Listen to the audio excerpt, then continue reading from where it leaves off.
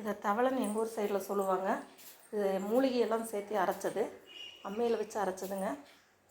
இதில் ஒரு 4-5 மூலிகை சேர்த்து அரைச்சிருக்கேன். இது வந்து திருநீற்று பச்சிலை. இது வந்து ரொம்ப நல்ல மணமாக இருக்கும். இது ஒரு 10 இலை பறிச்சுக்கலாங்க. இது கூடவே இன்னொரு 4-5 மூலிகை சேர்த்திக்கிறேன்.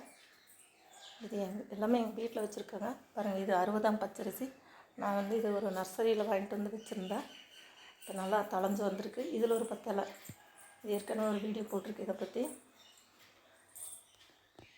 இது கூடவே குப்பைமேனின்னு சொல்லுவாங்க, அந்த இலையும் பாருங்கள். இதுதான் குப்பைமேனி இலை.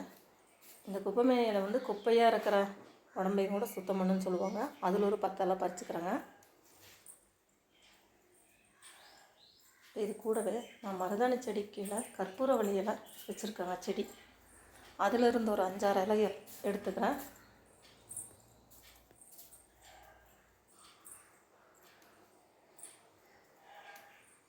இது கூடவே கொஞ்சமாக ரோஜா இதழ்களையும் சேர்த்திக்கலாம். இது எல்லாத்தையும் எடுத்து கழுவி ஒரு அம்மியில் வச்சு நல்லா அரைச்சிக்கலாங்க.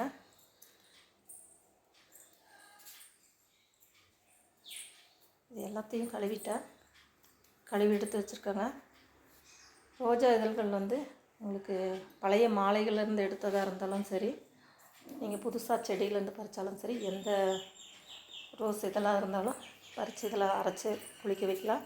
இதனால் குழந்தைங்க நலக்கமே வராது. நலங்கின குழந்தைங்க கூட சரியாயிருதுங்க.